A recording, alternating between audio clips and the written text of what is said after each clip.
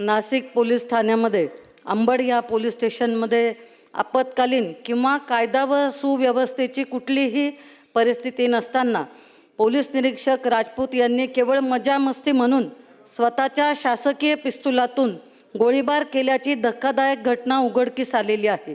शासकीय नियमानुसार अशा प्रकारच्या कोणत्याही गोळीबारानंतर त्याची पोलीस स्टेशनच्या डायरीत नोंद करावी लागते किंवा वरिष्ठांना तातडीने अहवाल देणं बंधनकारक असतं।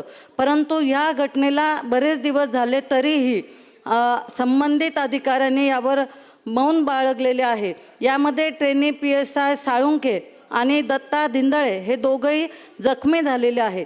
या प्रकरणातील महत्त्वाचे पुरावे नष्ट करण्यासाठी पोलीस ठाण्यातील CCTV फुटेज देखील गायब करण्यात आल्याचा संशय आहे।